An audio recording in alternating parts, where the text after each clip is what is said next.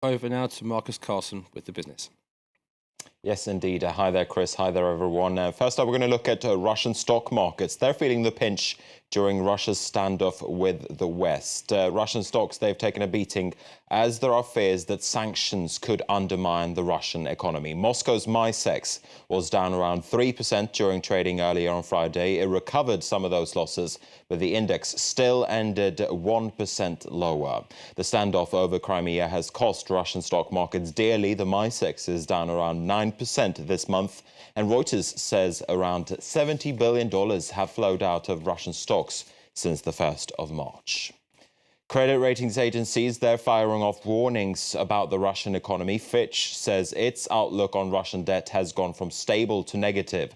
It follows a similar move by Standard & Poor's. Fitch says it reflects the potential impact of sanctions on the Russian economy.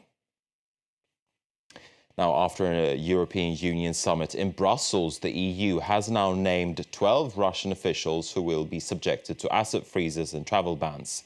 Leaders also agreed to accelerate their efforts to reduce Europe's reliance on Russian energy. Analysts warn it'll take decades, though, to turn Europe's energy market away from Russia. Mariam Saab has more. Long-standing calls to wean Europe off Russian gas have been answered in Brussels. At heads with Moscow over Crimea, European Union leaders are more determined than ever to sideline the state, a move that would hit Russia where it hurts most, its $250 billion industry.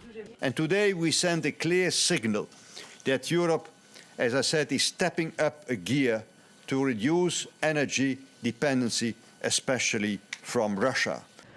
With imports at around 30%, making Russia Europe's biggest gas supplier, it's easier said than done. With Russia gone, the supply gap would be too great for other major suppliers like Norway and Algeria to fill. There are also warnings it would be costly. One way is to turn to liquefied natural gas produced by Qatar and Iraq. Closer to home, almost 1 trillion cubic meters of natural gas has been discovered in Israeli and Cypriot waters. And on the back of a production boom, US shale gas could eventually be an option that German Chancellor Angela Merkel would get behind.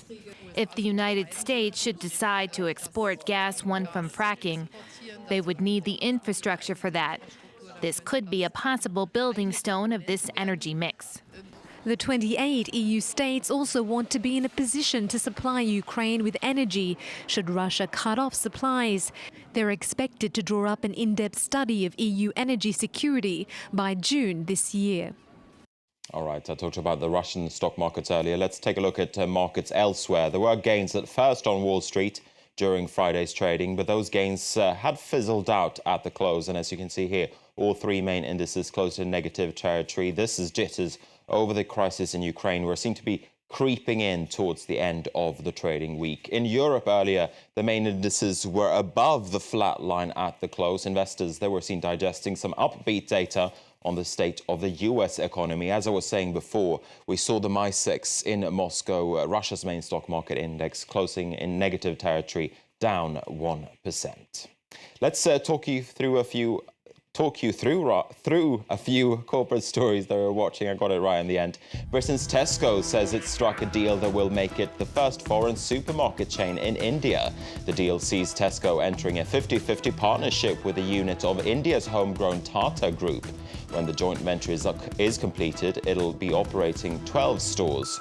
The Indian government opened the country's $500 billion retail sector back in 2012, but foreign supermarkets have so far been reticent to go in. China and Europe have kissed and made up over wine exports. Beijing opened a probe last year into allegations the EU was selling wine at unfairly low prices in China, but the two parties have now settled their differences. This as European wine producers promise to help the Chinese wine industry. France was particularly keen to end the standoff to maintain its wine exports. And the currency exchange Mt. Gox says it's found 200,000 forgotten bitcoins with a market value of around $120 million. The Japan-based company filed for bankruptcy protection at the end of February.